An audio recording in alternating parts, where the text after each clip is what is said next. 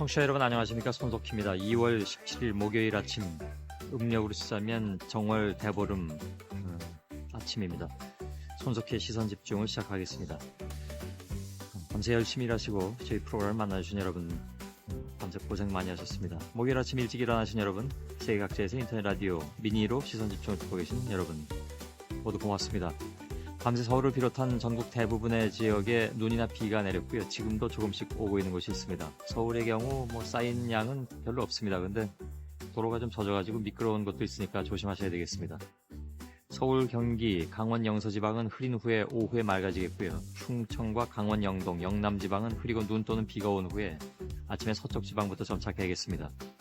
경북과 강원 내륙 지방에는 배설주의보가 발효 중인 가운데 충청, 남부 내륙, 강원 산간 지방에는 많은 눈이 쌓이는 곳도 있겠습니다.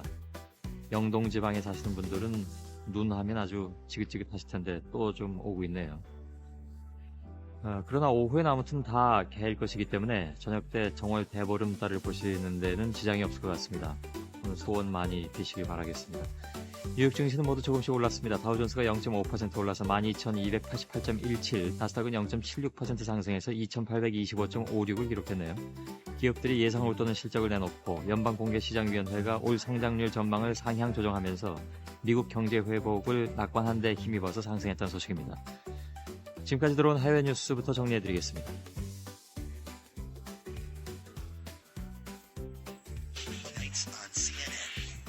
مشاهدينا مع الجزيرة هذا الصباح. 전주현 씨 안녕하십니까? 안녕하세요. 예. 이집트의 현재 상황은 어떨까요? 이집트의 혁명을 이끌었던 청년 활동가들이 혁명 후에 분열되는 모습을 보이고 있습니다.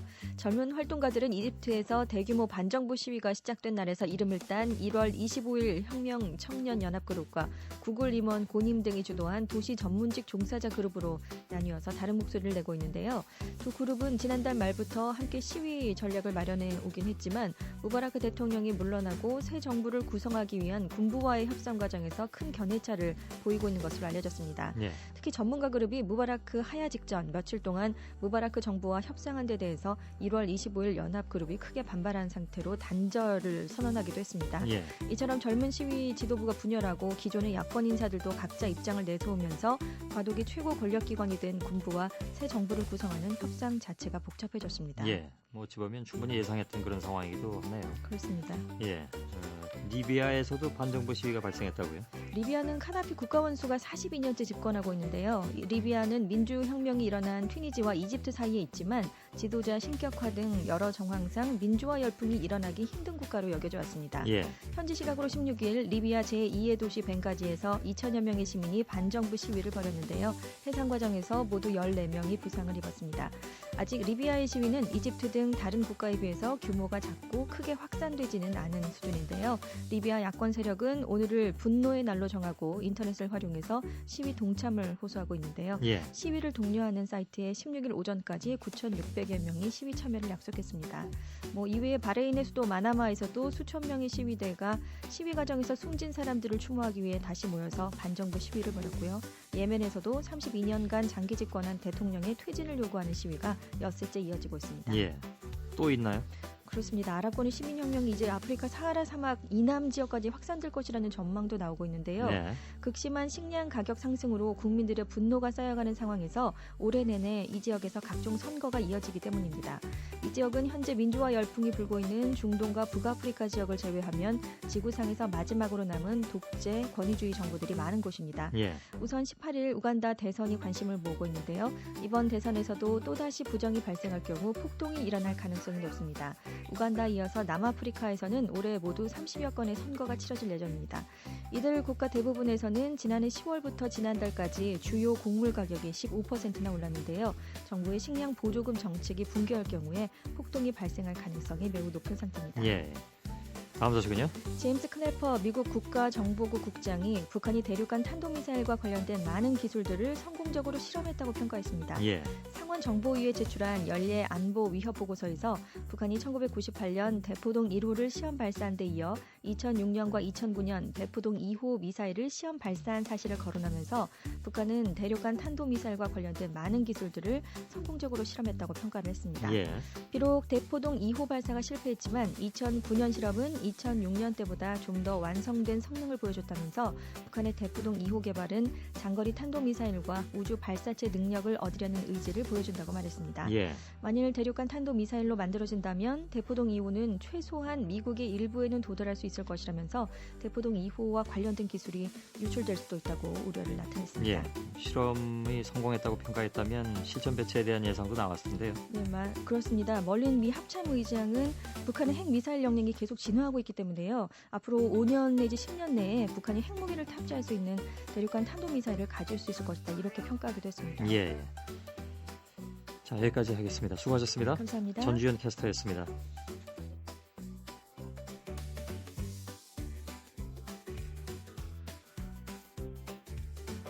자, 스포츠 소식을 알아보겠습니다. 일간 스포츠 김동환 기자 나와 계시죠? 네, 안녕하십니까? 예. 평창 동계올림픽 유치 실사 어떻게 진행이 되고 있는지요? 예, 2018년 동계올림픽 유치에 나선 평창이 IOC 조사평가단의 실사를 받고 있는데요. 첫날인 어제는 17개 주제 중에 8개 주제에 대한 프레젠테이션이 있었습니다. 예. 대회의 비전과 콘셉트, 그리고 경기장, 선수촌, 숙박, 교통, 환경에 대한 우리의 계획이나 또 준비 상황을 9시간에 걸쳐 평가위원들한테 소개를 했는데요. 예. 봅슬레이 감독 겸 선수인 강광배 국제봅슬레이연맹 부회장과 또 동계올림픽 쇼트트랙 금메달리스트인 김소희 등이 발표자로 나서서 아주 깔끔하게 잘 했다고 합니다. 예. 발표자들이 가장 강조한 것은 역사상 가장 효율적인 경기장인데요. 평창과 강릉 등 크게 4곳으로 나눠서 대회를 진행할 예정인데 경기장끼리 한 30분이면 연결이 된다는 점을 부각시켰다고 합니다. 예. 이틀째인 오늘은 평가단이 현재 완공된 경기장을 방문할 계획인데요. 4년 전만 해도 감자밭이었던 곳이 지금은 최고 수준의 스키 점프장과 바이애슬론 경기장으로 바뀌어 있기 때문에 아주 좋은 점수를 받을 것으로 이렇게 유치위원회는 기대하고 있습니다. 예. 4년 전에 왔던 사람들이 이번에도 온 사람들이 있어서 그 변화를 금방 알 수 있겠군요. 네, 그렇습니다. 예. 자, 다음 소식은요? 네, 별들의 전쟁이라고 불리는 유럽 축구 챔피언스 리그가 이제 16강전에 돌입했는데요. 어제부터 이제 시작됐습니다. 홈앤드 어웨이 방식으로 두 경기를 펼쳐서 합산 득점이 높은 팀이 8강에 진출하는 건데요. 일단 첫날에는 토트넘이 적지에서 먼저 1승을 거뒀고 또 샬케 영사와 발렌시아가 1차전 무승부를 기록했습니다. 토트넘은 그 챔피언스 리그 본선에 처음 오른 팀인데요. 예. 이탈리아 강팀인 AC 밀란을 맞아서 후반 35분 크라우치 선수의 결승골에 힘입어서 1대0으로 승리를 거뒀습니다. 토트넘은 한 달 후에 열리는 홈경기에서 비기기만 해도 8강에 올라가는 유리한 고지가 됐고요. 예. 그리고 독일 분데스리가의 샬케 영사는 발렌시아 원정 경기에서 전반 29분 솔다두 선수한테 선취골을 내줬지만 또 베테랑 공격수인 라울 선수가 후반 17분에 동점골을 터뜨려서 승부를 원점으로 돌렸습니다. 예. 이게 새벽에 이 게임 보시는 분들이 많이 계시던데 제일 빅매치는 바르셀로나하고 아스날의 경기죠? 예. 지금 막 끝난 것 같은데. 계속 보고 있는데요. 종료 한 5분 정도 남았습니다. 역시나 기대대로 아주 명승부였습니다. 사실 한 10분 전까지 원고 준비할 때만 해도 1대0으로 바르셀로나가 앞서서 승리를 눈앞에 두고 있었는데요. 예. 조금 전에 한 1분 전에 아스날이 동점골을 넣었습니다. 현재 1대1 동점이고요. 거의 이대로 경기 끝날 가능성이 높아 보입니다. 예. 역시 세계 최고 클럽으로 꼽히는 바르셀로나 그리고 또 잉글랜드 명문팀인 아스날 이번 16강전 8개 매치 가운데 가장 관심을 모으는 경기였는데요. 명승부 그대로였습니다. 예. 리오넬 메시, 또 다비드 비아, 사비 알론소, 이니에스타 같은 현역 최고 선수들을 앞세운 바르셀로나가 사실 경기 내내 지배를 했습니다. 아주 정확한 패스와 개인기를 앞세워서 경기를 주도했는데 전반 25분에 메시 선수가 수비수 4명 사이를 가르는 침투 패스를 찔러 넣어준 것을 갖다가 다비드 비아 선수가 오른발로 정확히 슛을 차 넣었습니다. 후반전에 역시 또 바르셀로나 공세가 계속 펼쳐졌는데요. 리오넬 메시 선수 슛이 몇 차례 좀 아쉽게 빗나간 것이 이제 그것 때문에 이제 달아나지 못하면서 결국 동점골을 맞았습니다. 예. 다음 소식은요? 맨체스터 유나이티드 역시 16강전을 펼치게 됐는데요. 다음 주 목요일 1차전 펼치게 되는데 하지만 박지성 선수는 아쉽게 나갈 수 없게 됐습니다. 다쳤다면서요? 네네. 오른쪽 허벅지 근육 뒤쪽 전문용어로 햄스트링이라는 거 한 부위인데요. 햄스트링을 다쳐서 4주간 앞으로 경기장에 나설 수 없다고 합니다. 이 부분이 부상이 잦은 곳인가 보네. 다른 선수들도 지난번에 네, 축구 선수를 떠나서 야구 선수 뭐 이렇게 많이 뛰어다니는 선수들한테는 아주 자주 일어날 수 있는 근육 부상인데요. 옛날에 박찬호 선수도 여기 다쳐서 한동안 좀 슬럼프였는데. 예, 그렇습니다. 예. 허벅지 뒤쪽 근육이 이렇게 찢어지는 것인데요. 예. 무지하게 통증이 강하고요, 아프다면서요? 심하고 예. 또 오래 회복되는데 시간이 오래 걸린다고 합니다. 그래서 한 달 동안 푹 쉬는 수밖에 없는데요. 그렇기 때문에 일단 박주영 선수는 당장 16강전뿐만 아니라 또 프리미어리그 라이벌전이죠. 첼시하고 리버풀하고 경기도 다음 주쯤에 기다리고 있는데 거기 역시 나갈 수 없게 됐습니다. 예. 뭐 예상대로 치료가 순조롭게만 잘 진행된다면 3월 16일에 열리는 챔피언스리그 16강 2차전에서는 출전할 수 있을 것으로 보입니다. 예. 국가대표까지 은퇴했는데 본인 팀 경기에도 나갈 수 없는 굉장히 딱한 처지가 됐네요. 네, 그렇습니다. 예. 여기까지 하겠습니다. 수고하셨습니다. 네, 감사합니다. 예. 일간 스포츠의 김동환 기자였습니다. 여러분은 지금 성신여대 손석희 교수가 진행하는 시선 집중을 듣고 계십니다.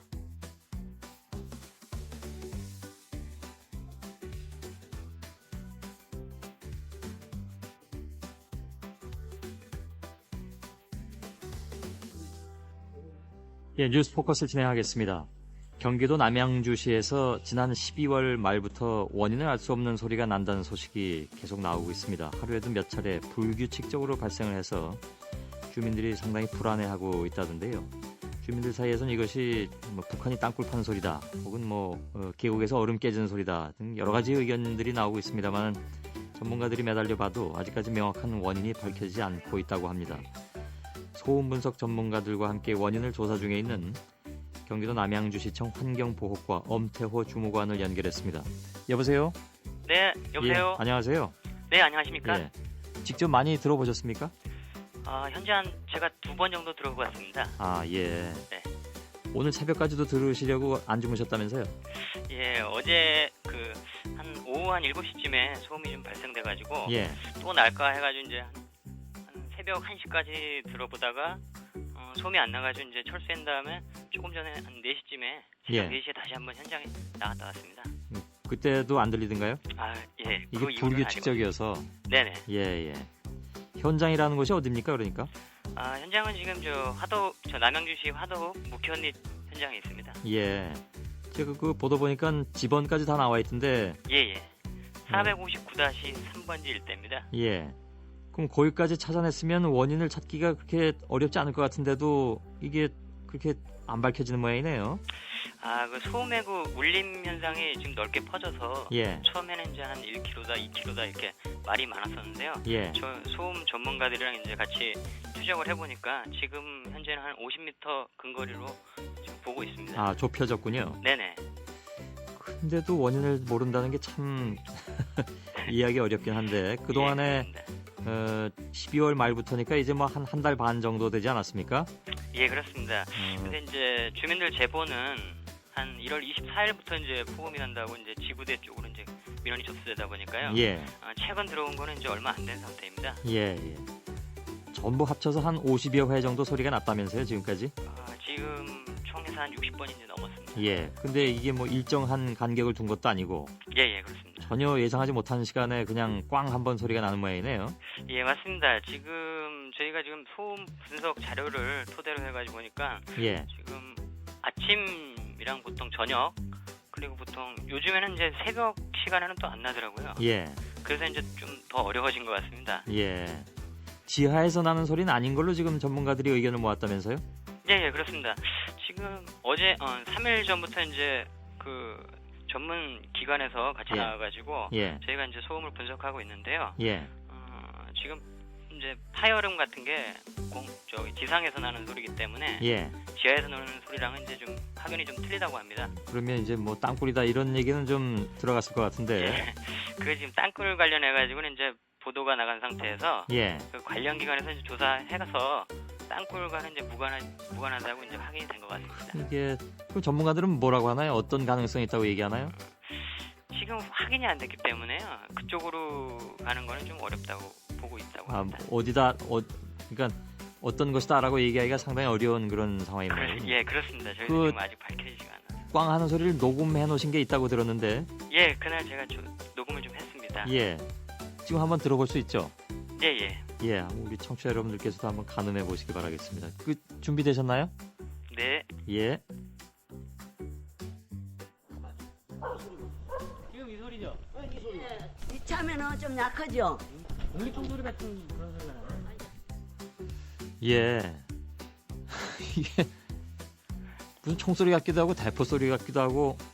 예, 저희도 처음에 들었을 때 굉장히 놀랐습니다. 예. 크든가요, 소리가? 저희가 봤을 때는 컸습니다. 그리고 그 주민들은 예전에는 더 컸다고 그러더라고요. 아, 예. 현재는 좀 줄어드는 상태라고 지금 하고 있습니다. 지금. 예. 예. 건물이 흔들릴 정도의 큰 소리다라고 말씀하신 분도 계시던 것 같은데. 예, 예. 어떤 주민분들은 이제 예전에 처음 소리 날 때는 좀 폭음이 커서 좀 건물도 좀 흔들렸다랬는데요. 예. 저희가 지금 계속 확인을 하고 있는데 그 정도 소음은 아니었고요. 예. 제가 당시에 이제 녹음을 하면서 한 소음도 측정을 했는데요. 예. 소음 측정값이 한 82dB 정도로 일반 소음보다는 좀 크게 났고 좀 짧게 났습니다. 예. 보통 그 가까운 데서 사람들끼리 대화하는 소리가 70dB 정도 된다면서요? 예, 보통 그 정도 됩니다. 지금 그거보단 예, 그거보단 측정한 게 한 큰데. 82dB니까요. 예. 주변에서 보통 안반 발파하는 소리보다는 좀 컸다고 생각하고 있습니다. 예. 근데 이거보다 더 크게 들린 적도 있다고 하는데 그러면 점차 추세가 좀 작게 들려가는 추세인지. 예, 예. 지금 현재는 제가 처음 들었을 때보다는 조금씩 줄어드는 추세 같습니다. 예. 예, 예. 그러면은 뭔가 추세가 있다면 분석하기가 조금 더 쉬워질 수도 있을 텐데. 뭐 예를 들면 뭐 그 얼음이 뭐 녹으면서 들리는 소리다. 네.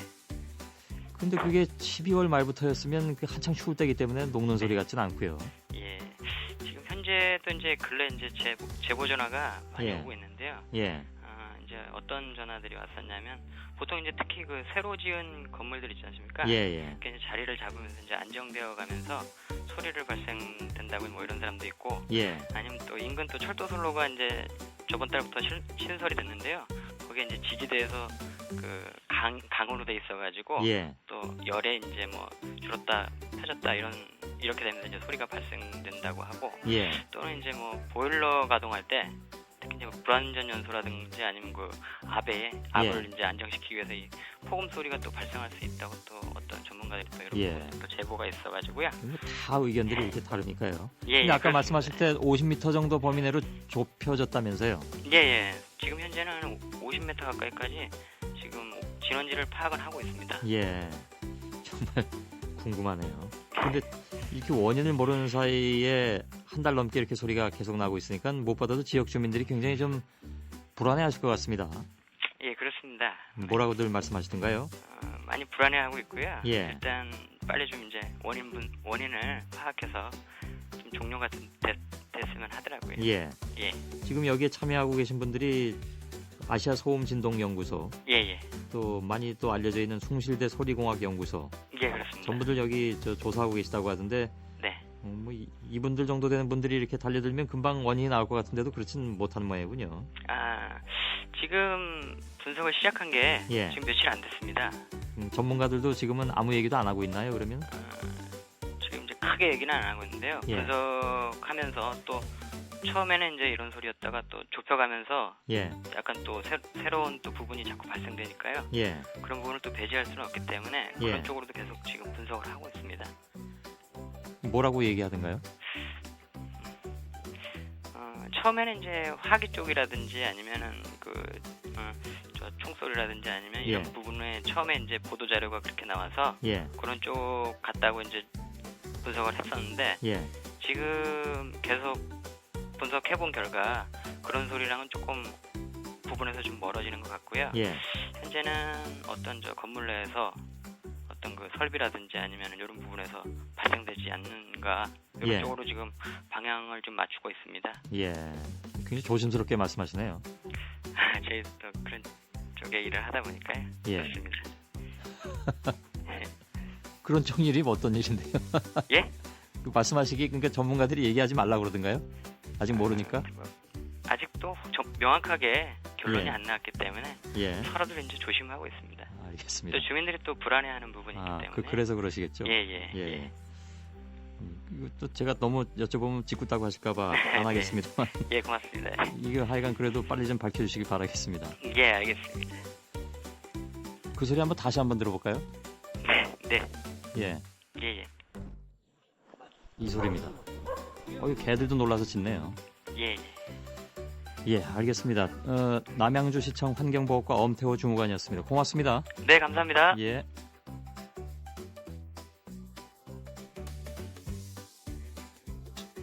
손석희의 시선 집중. 잠시 후에 김종배의 뉴스 브리핑이 이어집니다.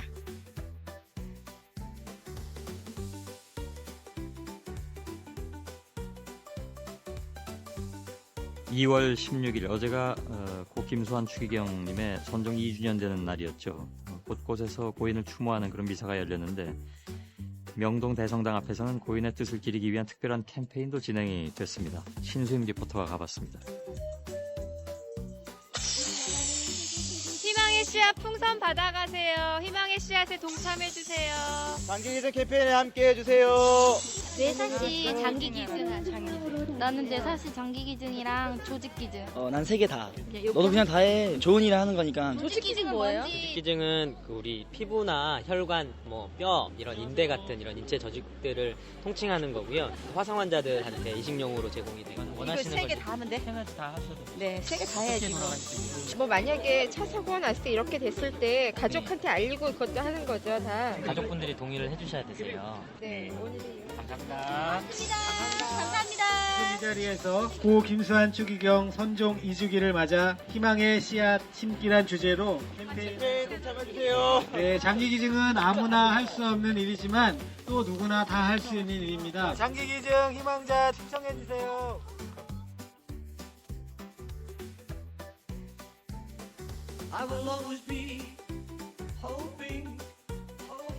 한마음 한몸 운동본부에서 주최한 희망의 씨앗 심기라는 제목의 장기기증 캠페인이었습니다. 선종 직후에 각막을 기증하셨죠. 김수환 추기경께서 그 뜻을 본받아가지고 생명 나눔 문화를 확산하자 이런 취지에서 이제 이런 캠페인을 진행했다고 하는데 실제로 2009년에는 장기기증 서약자가 최대치를 기록했다고 합니다. 김 추기경님의 그 기증에 이제 크게 영향을 받았던 거죠. 근데 작년에 좀 줄어서 혹시 좀 반짝 열풍이 아니었나 하는 그런 우려도 있긴 있었는데 그래도 그 전에 비해서는 뭐 한 50% 이상 는 것이라고 하는군요. 육시 풍경 신심 리포터의 취재였고 노래는 폴 맥카트니의 노래입니다. Hope of Deliverance. 구조, 구출의 희망 이런 해석이 가능할까요? 네, 잠깐 들어볼까요?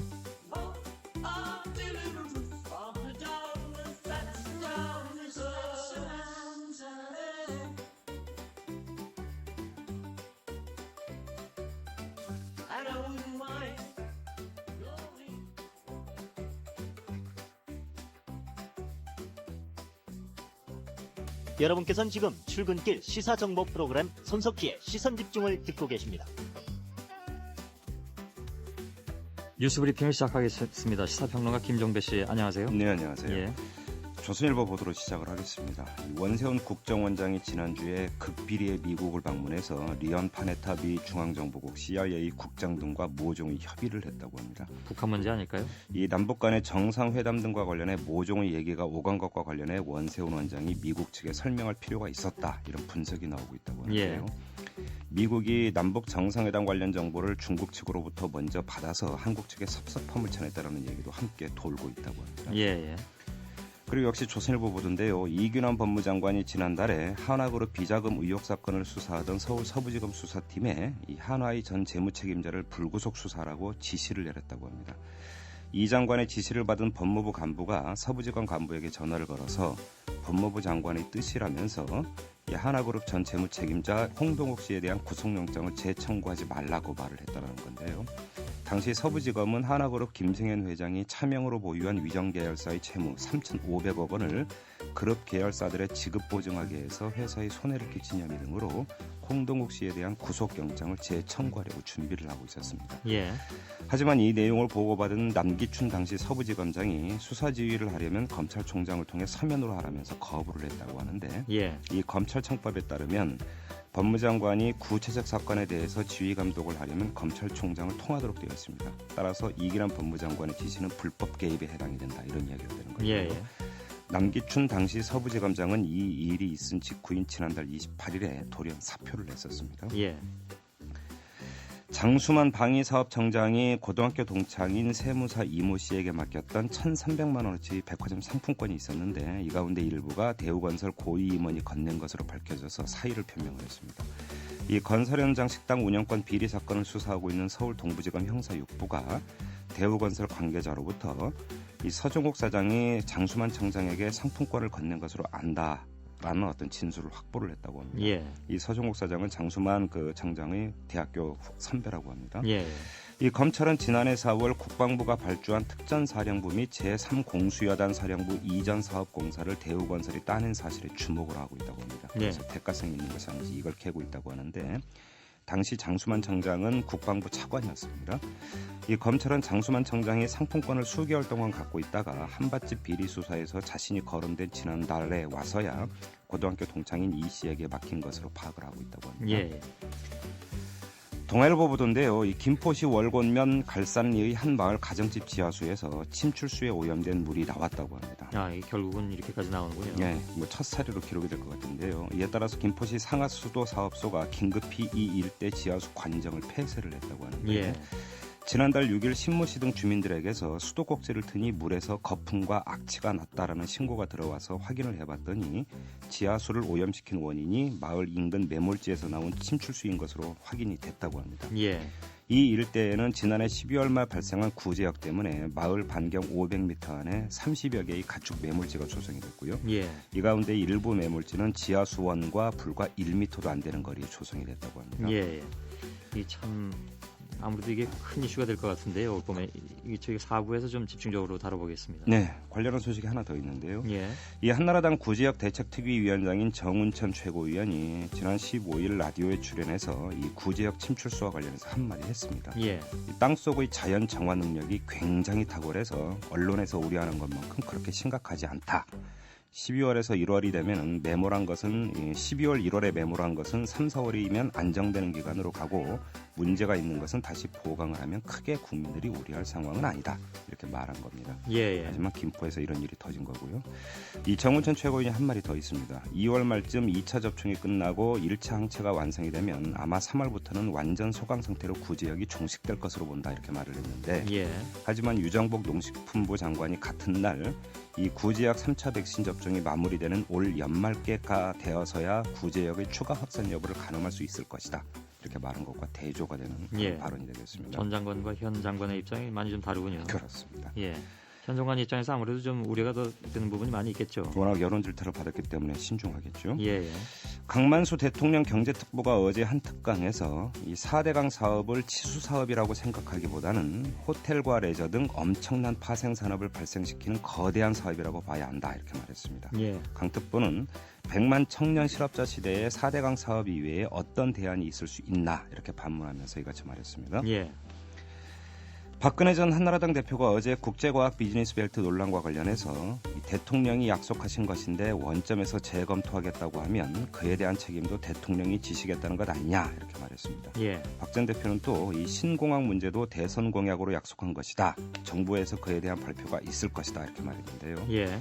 이 박 전 대표는 많은 분들이 과학벨트, 동남권 신공항에 대해 입장을 밝히라고 하는데 사실은 그게 제가 답할 사안이 아니어서 가만히 있었을 뿐이다. 이렇게 말하기도 했습니다. 예. 7개월 만에 발언이라고 하는데 굉장히 해석은 분분하게 나오더군요. 네.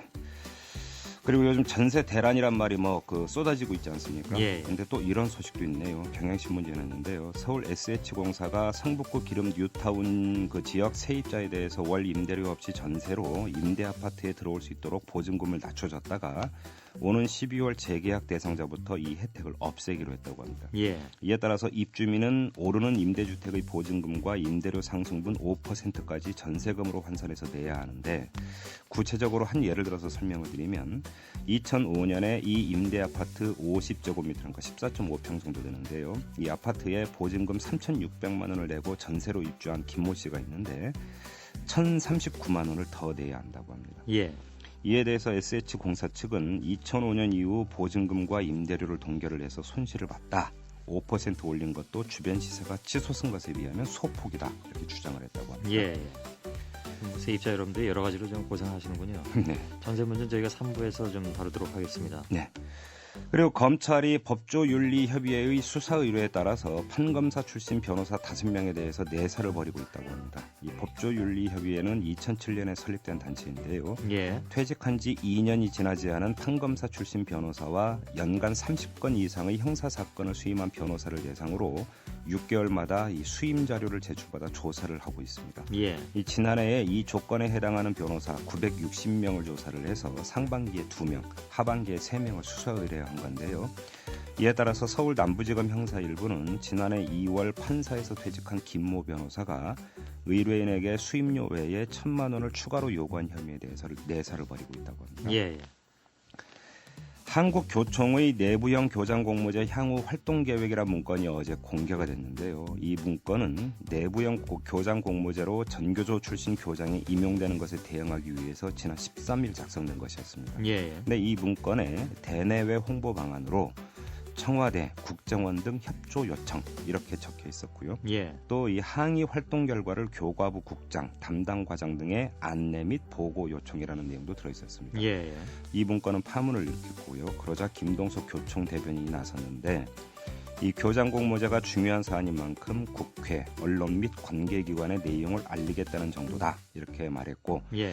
국정원의 경우 일부 교총 직원과의 개인적 친분은 있을 수 있지만 교총 차원에서 공식적으로 협조 요청을 한 사실이 없어서 국정원에 사과했다 이렇게 밝혔습니다. 예. 또 정종철 교가부 교직발전기획과장은 교총으로부터 보고를 받은 적이 없다고 말했습니다. 예.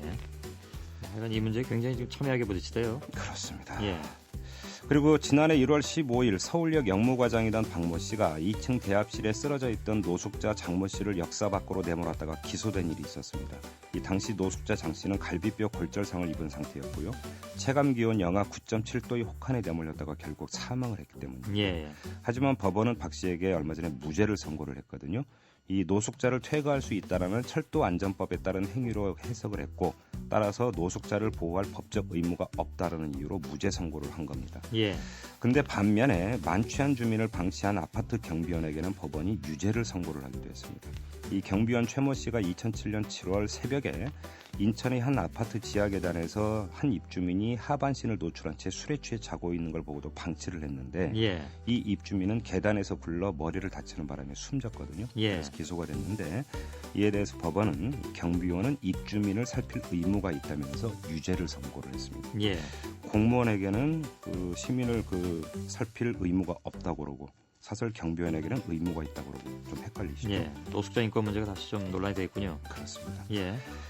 그리고 이명박 대통령이 어제 양건 한양대 교수를 감사원장 후보자로 내정을 했는데요. 이 양건 내정자는 이명박 정부 초대 국민권익위원장을 지낸 사람입니다. 그러다가 중도 사퇴를 했던 인물인데요. 예.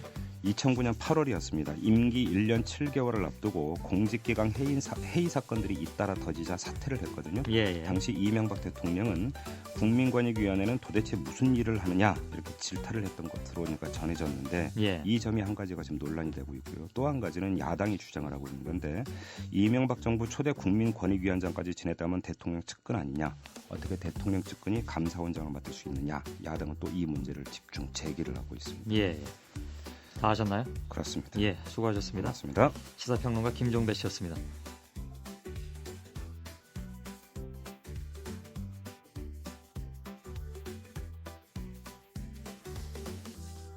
예년에 비해서 한 30% 나오나 20% 나오나? 그러니까 손님들은 많이 무섭다니까 없어요 하기도 죄송하고 전세가 하나가 물건이 새로 나왔다 그러면 집 보러 갈게요 하면 그 사이에 집이 없어졌으니까 보지도 않고 계약하는 사람들도 계시고 작년에 비싸게 들어가신 분들이 20평대 1억 6천 지금은 2억 2천 예, 이하나 리포터가 현장의 목소리를 잠깐 좀 담아서 전해드렸습니다. 전셋값 얘기인데요. 3월에 본격 이사철 앞두고 이제 전셋값 찾기에 정말 애가 타는 분들이 많이 계신 것 같습니다. 전세 폭탄, 전세 난민 이런 신조어가 낯설지 않을 정도인데 작년 4월 6일 이후에 무려 95주째 상승세를 이어가고 있다고 합니다. 오름폭이 요즘 더 커졌다고 해서 걱정인데요. 지난 1월 13일에 전월세 시장 안정 방안을 내놓고 나서 추가 대책은 없다 이렇게 얘기하던 정부 역시 입장을 바꿔서 이제 보완책을 발표했을 정도로 상황이 심각하고 또 급박해 보입니다.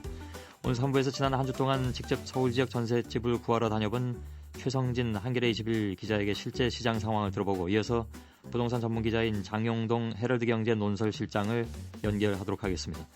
최성진 한겨레 21 기자는 직접 스튜디오에 나와주셨네요. 안녕하세요. 네, 안녕하세요. 예. 자, 한 주 동안 직접 전세 시장을 다녀봤다고 하는데 주로 어느 지역을 다녀봤습니까? 네, 우선 그 강남 3구에 포함되는 서울 송파구를 먼저 가봤었고요. 예. 그리고 대표적인 도심 지역으로 꼽히는 서울 종로 그리고 마포 일대를 좀 다녀봤습니다. 예. 이 지역은 뭐 전세값이 많이 오르는 그런 지역이죠? 예, 송파구는 서울에서도 가장 많이 오른 지역 가운데 한 곳으로 꼽히고요. 예. 뭐 종로와 마포도 뭐 크게 다르진 않았습니다. 굉장히 예. 많이 올랐었습니다. 실제로 아까 이제 말씀하신 현장의 목소리처럼 전세 매물이 거의 이제 안 나와 있는 그런 상황인가요? 예, 저도 사실 그 현장에 나가기 전까지는 뭐 이 정도인지는 몰랐는데요. 예. 한 3일 정도 전화로 사전 예약도 하고 직접 발품을 팔아서 결과적으로 한 10곳 정도 집을 보기는 했는데 부동산 중개업소에 사전에 그 전화로 문의를 하면은 뭐 예전에도 이런 적이 있었는지는 모르겠지만 아예 뭐 그 방을 보러 오지 말라고 집을 보러 오지 말라고 하는 것도 실제로 많았거든요. 와봤자 소용이 없다. 그렇죠. 예. 예산은 어느 정도로 상정을 해서 알아본 겁니까? 예, 그 보증금 1억에서 한 1억 2천만 원 수준 전셋집을 구한다고 문의를 했는데요. 예. 이제 그렇게 문의를 했던 이유는 지난해 그 12월 29일 그 통계청과 금융감독원 그리고 한국은행이 발표했던 그 2010년 가계금융조사 결과가 있습니다. 예. 그 결과를 좀 참조했고요. 이 결과를 보면은 그 3인 가구를 기준으로 가구주 연령 30세 이상 40세 미만 중위 가구의 자산이 1억 2,430만 원. 이 가운데 평균 부채가 2,850만 원이었습니다. 예. 그래서 제가 가진 보증금은 1억에서 1억 2천만 원, 그 정도 수준으로 설정을 좀 했습니다. 예. 그래서 지금 세 군데, 그러니까 마포, 종로, 또 송파, 네네. 예, 이쪽을 알아보니까 하나도 구할 수가 없던가요? 뭐 제가 물론 가지고 있다고 밝힌 전세 보증금이나 제가 찾는 주택 조건을 감안할 때 실제 전세 매물로 나온 집과 보증금 규모의 차이도 좀 있는 것으로 보였는데요. 예. 이를테면 처음에는 젊은 사람들이 아무래도 그 대부분 같은 값이면 아파트에 많이 살고 싶어하는 게 사실이니까 예. 그 아파트를 많이 좀 문의했었습니다. 이를테면 이제 서울 마포에서는 1억 2천만 원에 방 2개짜리 아파트를 구해달라고 부탁하니까 뭐 저를 뭐 세상 물정 모르는 사람이라는 식으로 예. 나무라는 중개업자도 많았고요. 대표적인 마포에 있는 그 오래된 아파트가 있는데요. 예. 그 올해로 지은 지 25년째 되고 있는 서울 마포 현대아파트의 경우에는 그 22평짜리 전세가 아무리 싸도 2억 원 정도 그 정도 돼야겠죠. 예, 한다고 하는 게 부동산 설명이었는데요.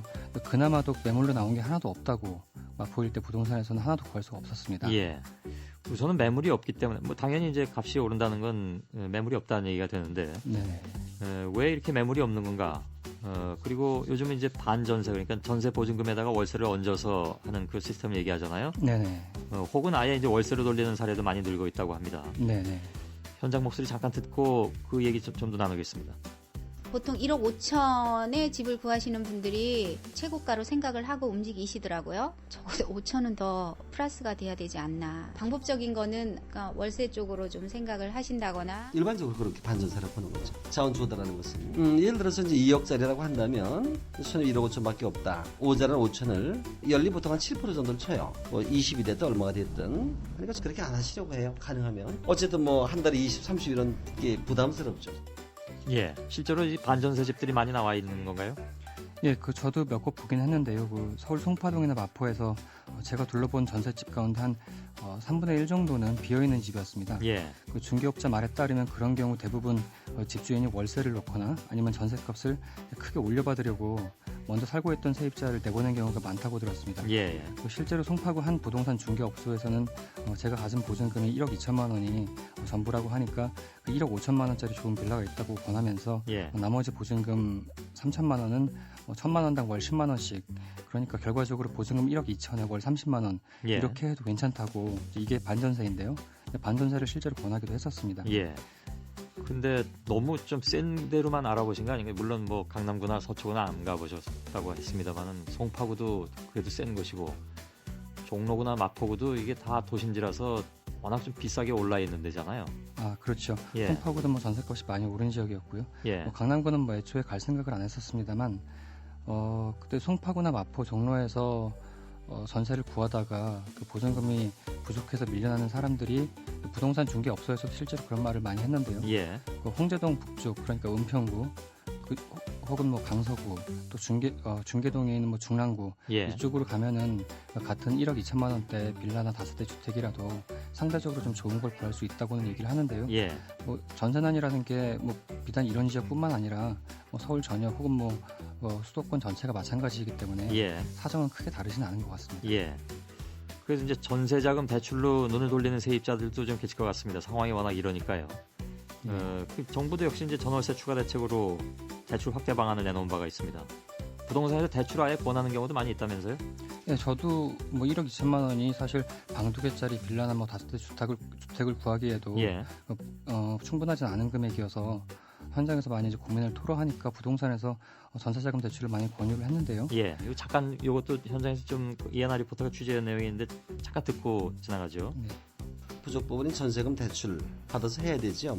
일반적으로 은행에 저희가 안내를 해서 또는 이제 인터넷에서 잘 나와 있기 때문에 좀 싼 금리에 좀 더 많이 나오는 곳, 그렇지 않고 신용상에 조금 등급이 낮은 분들은 조금 세지만 많이 받을 수 있는 곳, 뭐 캐피탈이라든가 생명보험이라든가 은행권에서 다들 오거든요. 대출표랑 뭐 조견표 이런 거 가지고. 예. 그 실제로 나갔더니 같은 얘기들이 많이 들리던가요? 예, 그렇습니다. 제가 찾는 전세집 조건에 비해서 조금 보증금이 많거나 이제 그런 곳에서는 이제 그런 것도 뭐 적극적으로 감안을 해보라고 하면서 전세자금 대출을 권유한 곳이 많이 있었는데요. 송파구의 한 부동산에서는 실제로 현장에서 직접 거래하는 은행 관계자에게 전화를 걸어서 전세자금이 어느 정도 가능하다고 금액까지 구체적으로 확인해 주는 것도 있었습니다. 예. 전세 사는 사람들, 특히 이제 그 가운데 젊은 사람들 치고 요즘 전세자금 대출 끼지 않은 가구가 없다고 말하는 것도 많이 있었는데요. 예. 문제는 이렇게 전세자금 대출이라도 받을 수 있으면 좋은데 이제 이런 능력도 안 되는 경우가 있거든요. 예. 예컨대 신용등급이 뭐 8등급, 9등급 이 정도면 아주 낮은 건데요.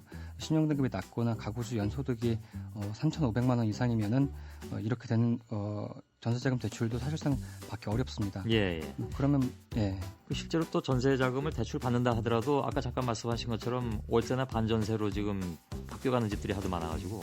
그렇죠. 예, 이게 매달 또 돈을 내야 된다라는 부담이 있기 때문에 그 어느 정도 실효성이 있을지도 참 걱정이고요. 실제로 이게 반전세 집들이나 월세로 옮기는 것은 그것도 은행 금리 때문이잖아요. 그러니까 그렇죠. 전세자금 받아가지고 그러니까 세입자로부터 돈 받아서 은행에 맡겨봤자 금리가 낮기 때문에 자꾸 이제 반전세나 월세로 옮겨가는 것 같은데. 네. 그래서 정부에서 나름대로 이제 그 급한 대로 막느라고 대출도 좀 확대하고 그러는 모양인데 이게 결국 이제 또 은행 이자를 내가면서 이자 부담만 더 늘어나는 그런 결과가 올 수도 있기 때문에 걱정하는 분들도 많이 계시고요. 네. 알겠습니다. 현장 취재한 한겨레 21의 최성진 기자로부터 상황을 좀 자세히 들어봤습니다. 수고하셨습니다. 감사합니다. 예, 부동산 전문 기자인 장용동 헤럴드경제 논설실장을 전화로 연결할 텐데요. 원인과 대책 어떻게 좀 짚어나가야 될 것인가 한번 좀 고민을 해보죠. 장용동 실장님 나와 계시죠? 네, 안녕하십니까. 예, 전세 오름세가 본격적으로 시작된 것은 언제부터라고 봐야 될까요? 제가 아까 말씀드릴 때 95주 동안 오르고 있다고 말씀드렸는데 실제로 그때부터 한 번도 내려간 게 없이 그냥 계속 올라왔던 건가요? 그렇습니다. 뭐 약세가 지속되기는 했지만 2009년도 그러니까 글로벌 금융위기가 일어나고 나서 그 다음 해에 이제 2009년도 2월, 3월부터 이제 오르기 시작했는데요. 예.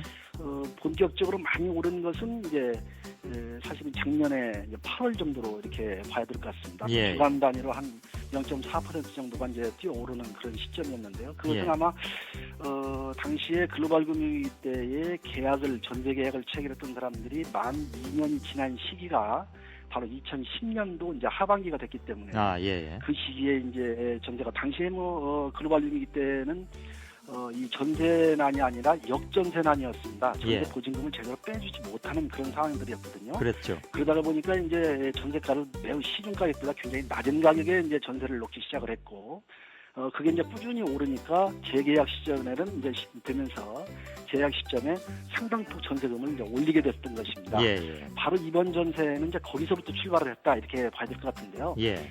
당초에는 전세 매물이 부족한 것은 뭐 그렇게 심각한 상황이 아니었는데 예. 전세 보증금이 대폭 오르면서 오는 그런 문제였다 이렇게 봐야 될 것 같습니다. 예.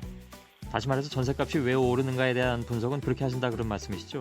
네, 그렇습니다. 이제 기저효과라고 이제 흔히 그렇게 얘기를 하는데 최초의 낮은 전세 가격이 이제 제자리를 찾아오면서 한꺼번에 전세보증금을 이제 많이 오른 이런 양상이 나타났고. 근데 요즘 오른 거는 그렇다고 해서 원상복귀한 값이라고 보기에는 너무 비싸가지고. 그렇습니다. 이제 그러면서 이제 전세 매물이 부족해졌죠. 예. 대부분 이렇게 많이 오른 그 전세보증금을 이제 올려받기도 뭐 상당히 좀 힘들고 하다가 보니까 대부분 그 부분들을 이제 월세로 전환하는 이제 그런 상황들이 생겼습니다. 그러니까 전셋집이 이제 월세집으로 자꾸 바뀌는 거죠. 예. 그러니까 오히려 전셋집은 더 부족하게 됐고 그럼에 따라서 이제 전세 대란이 이제 시작이 됐다 이렇게 봐야 될 것 같습니다. 월세나 혹은 아까 이제 말씀드린 반전세, 보증부 월세, 이렇게 바뀌니까 순수한 전세 매물은 줄어들고, 네네. 또 세입자 입장에서는 그 월세 낸다는 것이 굉장히 부담스럽기 때문에 그렇습니다. 결국은 전셋집을 찾을 수밖에 없는데. 찾게 되고.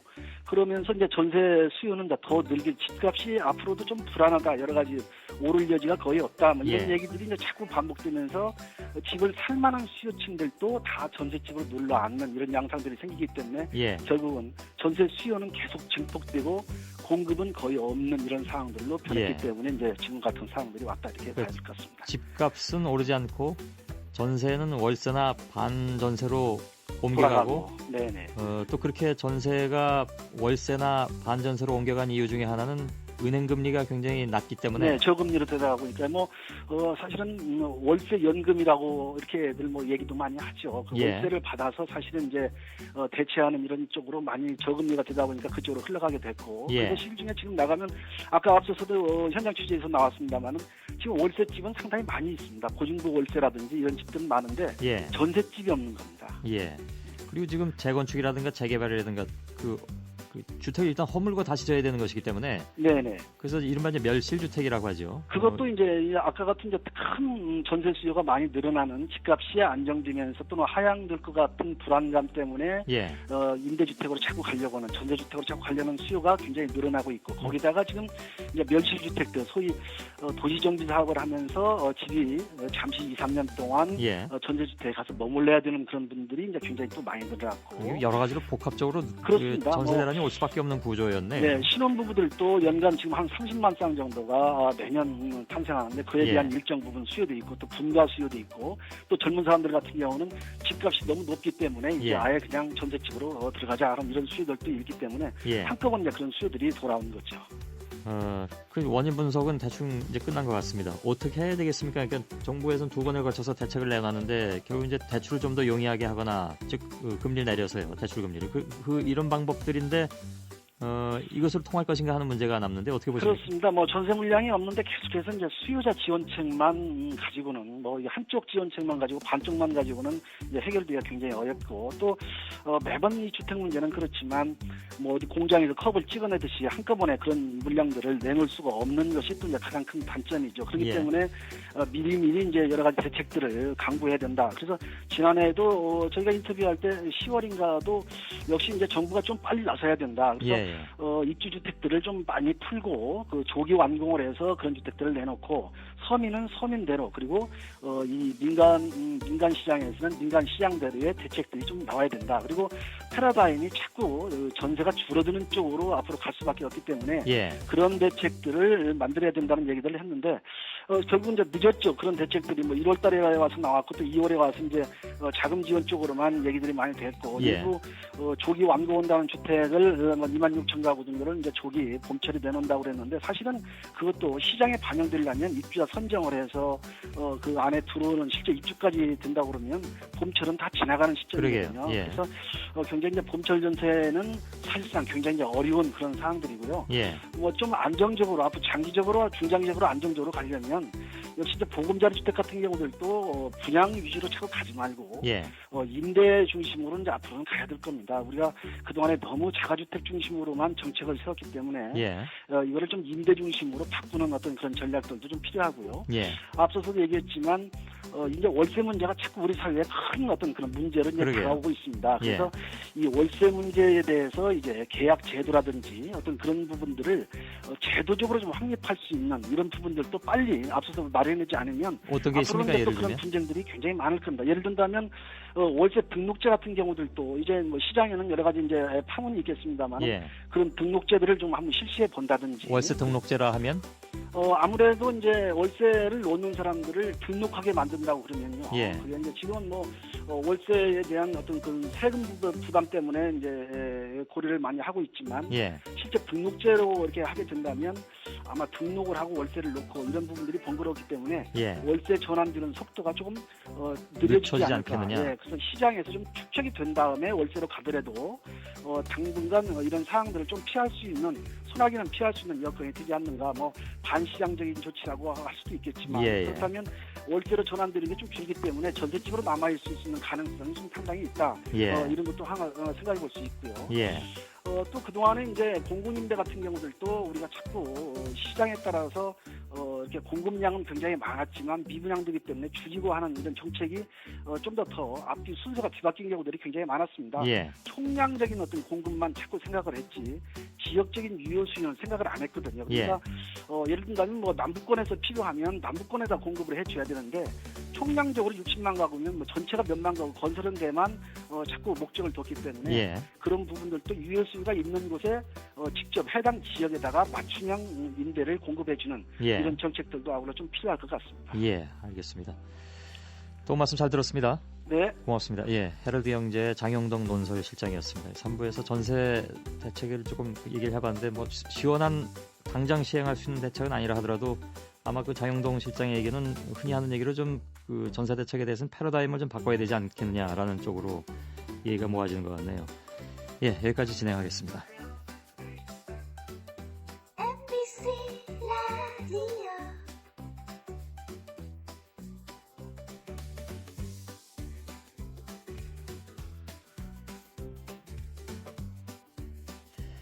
예, 구제역 매몰지의 2차 환경 오염 문제 참 우리가 풀어야 할 과제인데 참 여러 가지로 걱정이 됩니다.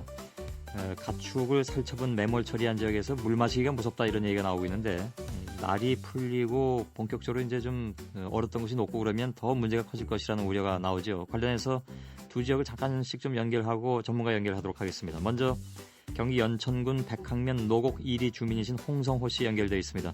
여보세요? 여보세요? 예, 안녕하세요. 예, 안녕하세요. 예, 마을에 침출수가 많이 흘러서 주민들이 놀랐다고 들었습니다. 어느 정도입니까? 아, 예. 저희는 그 집에서 한 100여 미터 거리에 매몰지가 있는데 예. 그 초기에는 거기서 그 침출수가 많이 나와가지고 상당히 많이 놀랐어요. 예.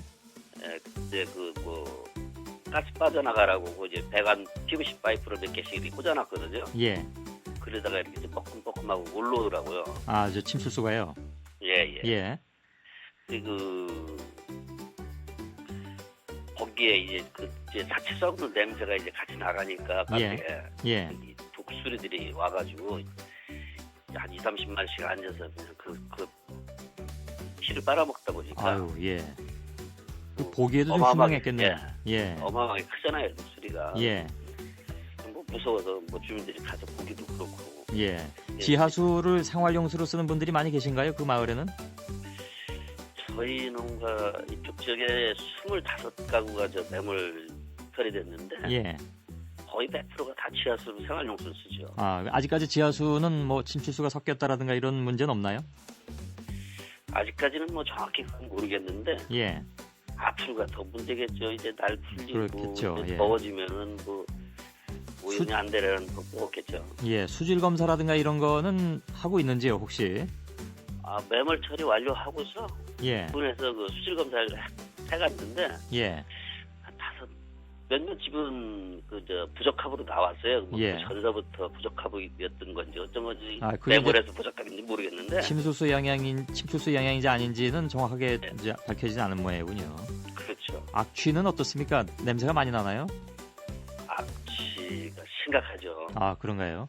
예, 지금 뭐 보통 심각한 문제가 아니에요. 그래서 우리 군에서 직원들이 나와가지고 매일 뭐 이렇게 주변에 뭐 소독도 하고 탈취제도 뭐 뿌리고 그러긴 하는데 지금은 그래도 아직 날이 덜 풀려서 좀 그런데 이제 뭐 완전히 날이 풀리고 봄 되고 여름 되고 어떻게 되지?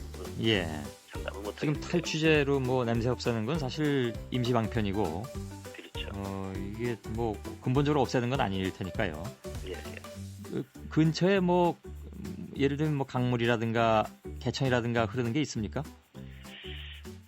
저희는 뭐 임진강하고는 뭐 한 3km 정도 떨어져 있거든요. 멀리 좀 떨어져 있군요. 그래도 다행히. 3km 정도 떨어져 있는데 뭐 동네에 다 지천이야 다 있는 건데 뭐 크게 문제될 것 같지는 않아요. 그런 거는.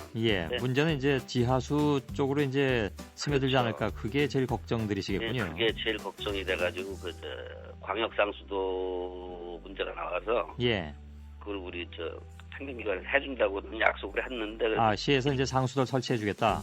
그래서 측량도 일부 한 걸로 알고 있어요. 언제 그게 완공이 될는지 모르겠고. 근데 예를 들어서 지하수를 앞으로 사용하지 못하게 되고 한동안 상수도가 들어온다고 해도 예를 들어서 다시 이 돼지나 소들을 재입식해서 키울 경우에 계속 수도물로만 먹이기도 좀 문제가 되지 않나요? 수도 요금 같은 것이 나중에? 그게 제일 좀 문제가 되는 것 같아요. 그 시설 이제 수도 시설 할 때 이제 시설비 부담하는 것도 그렇고 제일 큰 게 또 요금인 것 같아요. 그 요금 체계가 또 하수도하고 같이 통합돼서 나온다 그래요. 하수도 요금하고. 그러다 보니까 이게 사람은 한 가구당 한 4인 5인 기준하면 뭐 2, 3만 원 정도면 충분한데. 가축은 뭐 작게는 몇백 마리, 몇천 마리씩 이렇게 하는데. 이 요금이 뭐 몇십만 원, 뭐 몇백만 원 나올 텐데 이거 보통 문제가 아닙니다. 이게. 현실적인 어려움이 있겠군요. 그런 어려움. 이게 지금은 당장 모르는데 이게 수도가 다 완공이 돼서 먹게 된다고 하고 가축이 입식되면 제일 심각할 것 같아요. 알겠습니다. 말씀 잘 들었습니다. 경기 연천군 백학면. 그리고요. 잠깐만요. 제가 한 말씀 더 드릴 게 있는데요. 이 정부에서 뭐 많은 대책을 내놓고서 뭐 세금 감면해준다, 뭐 학자금 지원해준다 이런 얘기가 지금 있는데요.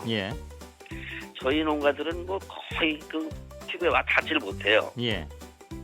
대개가 이제 축산업 하는 사람들은 한 40대에서 60대 되는 분들인데 지금 우리 정부에서는 농어촌 그 중고등학생들한테 지금 현재도 뭐 전국적으로 다 지금 학자금을 지원하고 있는 상태거든요. 근데 보도상이나 지면상으로 보면 중고생들만 학자금 지원한다고 했지 대학생에 대한 학자금 지원 얘기는 한마디도 없습니다.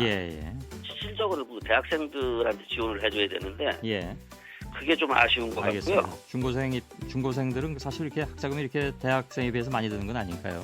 여기서 좀 정리하겠습니다. 잘 들었습니다. 홍성호 씨였습니다. 한 군데 더 연결할까 했는데 이 인터뷰가 조금 길어져서 바로 전문가 연결로 들어가겠습니다. 서울대 지구환경과학부 이강근 교수 연결되어 있습니다. 여보세요? 여보세요? 자, 앞에 말씀 들으셨나요? 네네, 들었습니다. 우선 악취가 굉장히 심하다고 하고 매몰이 잘못된 걸로 봐야 되나요? 어떻게 되나요? 이 경우에는? 저희가 가축 매몰을 선택했을 때 벌써 이런 문제는 뭐 그 각오를 했어야 되는 부분인데요. 왜냐하면 그 매몰지에서 이제 사체가 부패하는 과정에서 이 온도가 올라가면서 가스가 찹니다. 그래서 그게 마치 이제 그 우리 분출하는 것처럼 간헐천처럼 이렇게 한 번씩 이렇게 분출하면서 침출수가 바깥으로 이제 배출되는 형태로 됩니다. 그래서 이건 뭐 피할 수 없는 것이다 그런 말씀이시죠? 그 악취나 이런 부분은 저희가 매몰을 선택했을 때는 좀 피할 수 없는 부분이고요. 알겠습니다. 문제는 그렇게 그걸 깨끗하게 해결할 수 있는 뭐 이런 방편이 아직 없다는 게 문제입니다.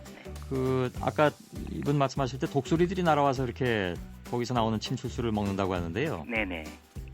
독수리들이 어디 갓두어져 있는 게 아니기 때문에 아무데나 날아갈 수 있기 때문에 혹시 바이러스 병균을 옮길 우려는 없을까요? 이 부분은 제가 연구하는 것 많이 벗어나기 때문에. 그런가요? 그런데 뭐 제가 토론 등 회 등에서 들은 바에 의하면 이 구제역 바이러스나 이런 것들은 독수리나 쥐, 멧돼지 이런 야생 동물들이 옮길 수 있다고 들었습니다. 그럼 그게 또 걱정이네요. 참 이게 한두 가지 신경 쓸 게 아니군요, 보니까. 그렇죠. 인체해는 없을까요? 인근 지역 주민들이 지하수를 물론 뭐 마시진 않겠지만 네네. 목욕이나 빨래를 하는 데는 쓰고 있다고 하시는데 또 농사를 짓는 경우도 있고요. 지하수로 당연히. 네네, 그렇습니다. 우리가 이제 육안으로 봐서는 몰라도 육안으로 모르는 사이에 볼 수 없는 상태의 침출수의 유입 이런 것도 있을 수는 있을 텐데 그 경우에 우려되는 바는 뭘까요? 네, 먹지 않는다고 하더라도 먹지 않으면 이제 뭐 질산성 질소나 이런 부분은 괜찮겠지만 이 병원성 미생물이나 바이러스 같은 것들은 접촉만으로도 충분히 위협을 줄 수 있는 부분이거든요. 아, 그런가요? 네네. 그래서 아무래도 이 이제 오염이 확인이 되면 주민들께서는 이런 접촉이 될 수 있는 이런 부분을 이용하는 것을 좀 피해야 하지 않을까 생각합니다. 그래서 이제 시 쪽에서 상수도를 놔주겠다는 경우가 종종 있는 것 같은데 이것도 빨리 좀 조치가 되든가 해야 될 것 같습니다. 네네. 물론 상수도를 설치했을 경우에 아까 홍성호 씨 말씀으로는 가축 키우는 입장에서는 그 물값도 걱정이다라고 얘기는 하셨습니다만 일단 좀 급한 것 같고요. 네네. 경기도 안성시 일중면 화곡리가 요즘 그 뉴스에 많이 나오는데 2002년도에도 구지역에 발생해서 가축을 살처분했고요. 이번에도 마을 전체 가축의 3분의 2 정도가 매몰 처분된 것이라고 합니다. 네네. 이곳의 하천, 그러니까 청미천이 여줄 지나가지고 남한강 지나서 팔당 상수원으로 간다고 해서 이제 상수원 오염을 걱정하고 있는 상황인데 가능하다고 보시는지 그런 상황이? 그런 뭐 상황은 충분히 가능하고요. 문제는 우리 눈으로 보이는 건 이제 여러 가지 그 방법을 동원해서 차단을 할 텐데 우리 눈에 보이지 않는 그 땅 속을 통해서 하천 밑바닥을 통해서 또 침출수가 유입될 수 있거든요. 그런 부분이 있기 때문에 상수원으로 뭔가 오염 물질이 어느 정도 들어간다는 것은 뭐 나중에 사실이 될 것 같고요. 문제는 이제 그렇게 들어가는데 그게 어느 정도 들어가서 정말 우리가 그 상수원 오염을 걱정할 만한 상황이 되느냐 안 되느냐는 아마 여러 가지 그 미생물이나 이런 농도라든지 또는 역학적인 부분에서 좀 더 많은 연구가 필요할 듯합니다. 그 한나라당의 구지역 대책특위위원장 정운천 최고위원이 이런 얘기를 했다고 합니다. 그러니까 땅 속의 자연 정화 능력이란 게 굉장히 탁월하기 때문에 언론에서 우려하는 것만큼 그렇게 심각하지 않을 수 있다. 그러니까 12월에서 1월 사이에 매몰한 것은 3, 4월이면 안정되는 기간이기 때문에 문제가 있는 것은 보강하면 크게 우려할 상황은 아니다. 동의하십니까 혹시? 전 전혀 동의할 수 없고요. 그 땅이 이제 뭐 처리할 수 있는 부분은 또 이렇게 흡착을 잘 한다는 이런 원소들이 있는데 우리가 우려하는 그런 부분들은 흡착이 잘 안 되는 부분이 있고요. 또 그 병원성 세균이나 이런 부분들은 사실 이렇게 아주 농도가 높은 유기물과 함께 움직이기 때문에 오히려 그 상당히 그 다른 일반적인 그런 땅속 환경보다는 좀 더 오래 이제 지속될 수 있는 가능성이 있는 거죠. 그런가요? 그래서 그런 부분은 오히려 좀 더 걱정을 해야 되는 부분이 아닐까 생각합니다. 침출수 문제가 왜 이렇게 심각해졌다고 보십니까? 기본적으로 이강근 교수께서. 그게 이제 원인적으로 이제 처리를 할 수 있으면 되는데요. 매몰질을 조성했을 때 그 침출수가 아예 차수막 위에 담겨 있거나 아니면은 누출의 가능성이 있어도 빨리 이제 뽑아낼 수 있으면 이렇게 2차 오염 문제를 크게 걱정을 안 해도 될 부분인데 처음에 아마 매몰질을 만드는 과정에서 첫 단추가 잘못 깨인 것 같습니다. 워낙 급하게 됐으니까 다 지키지 못한 측면들이 있는 것 같고. 특히나 이제 뭐 그 산채로 매장을 하다 보니까 버둥거리는 그 과정에서 뭐 비닐이 찢겨져 나간다든가 해가지고 스며들었을 가능성도 많이 얘기가 나오고 있고 한데 이게 그렇다면 초기 대응이 좀 너무 급하게 잘못됐다 이렇게 보고 계신 것 같군요. 그때는 이제 구제역 바이러스를 이제 차단하는 뭐 최우선적인 그런 부분으로 생각을 하고 진행했기 때문에 2차 오염, 환경 오염 문제에 대해서는 미처 그렇게 중요하게 생각을 못했던 것 같습니다. 그러면 지금은 이제 어떻게 해야 되겠습니까? 이게 참 어려운 상황으로 바뀌어버렸는데요. 우선 그 매몰지 바로 근처에서 가능하면 그 원인이 되는 침출수를 빨리 뽑아내서 아마 처리하는 그런 쪽으로 가서 이게 자꾸 이렇게 퍼져나가서 일반 환경으로 들어가 버리면은 이게 감당하기가 힘든 상황이 되거든요. 뽑아내서 굉장히 많기 때문에요. 그렇습니다. 뭐 수천 곳 아니겠습니까? 이게 다 전수조사해서 다 뽑아내야 된다는 말씀이신가요? 우선 저 누출의 위험성이 높고 그 대규모 매몰지가 있지 않습니까? 그쪽부터 좀 하고 하는 것이 필요하겠죠. 뽑아낸다는 건 다시 파헤쳐야 된다는 얘기인가요? 아니면 다른 방법이 있습니까? 지금 그 매몰질을 만들 때 예. 침출수를 뽑아낼 수 있도록 유공관을 묻어놨는데요. 예. 네, 이게 아무래도 또 기능이 제대로 안 될 가능성이 있습니다. 저희가 생각해도 그런데요. 또 네네. 아예 그거를 설치하지 않은 곳도 있다고 들은 것 같은데. 네, 그렇습니다. 그래서 이제 이게 또 다른 이슈인데요. 그러니까 예. 그 매몰질을 이제 약간 이제 파헤치거나 예. 약간 훼손할 수밖에 없는데 그런 작업을 하려면 그 경우에 발생하는 그럴 위험도 경우에 있잖아요. 또 바이러스의 누출 위험을 얘기하거든요. 예. 그래서 이게 참 이 어떤 방향으로 이제 가는 것이 예. 어느 시점에 되면 어떤 방향으로 이제 정책적인 방향을 잡아야 될지 예. 사실 어떻게 보면 진퇴양난의 그런 상황입니다. 지금 이게 전문가이신 이강근 교수께서도 방법이 딱히 안 떠오르시는 모양이네요. 이 침출수나 이런 환경오염 문제만 생각하면 방법을 찾을 수 있는데 이게 또 구제역 바이러스의 확산 문제까지를 동시에 생각해야 되기 때문에 이게 참 이렇게 복잡한 문제가 되고 있는 것 같습니다. 그런가요? 참 걱정이 많이 되는군요. 조금 시간이 좀 더 지나면서 그 과정을 좀 더 지켜봐야 되는 상황인 것 같습니다. 저희가 나중에 또 궁금한 게 있으면 전화를 좀 드리겠습니다. 고맙습니다. 네, 감사합니다. 서울대 지구환경과학부 이강근 교수였습니다. 다 무슨 말씀이세요, 보스? 모르겠어요. 일부러 그랬어요. 늙은 바보. 나는 아직도 그는 거의 이빨을 비비고 이빨을 비비었습니다. 항상 나와 함께 이 게임을 하지 마세요. 무엇을 하고 싶나요? 나는 그것을 하고 싶다. 무엇? 아니요, 합계를 명확하게 확인하세요. 나는 왜 희미하게 웃었을까? 상 씨는 회사를 삼킬 만큼 큰 함정이다. 이제 다시 묻습니다. 나는 무엇을 하고 싶은가? 전화의 반대쪽 끝은 오랫동안 조용했습니다.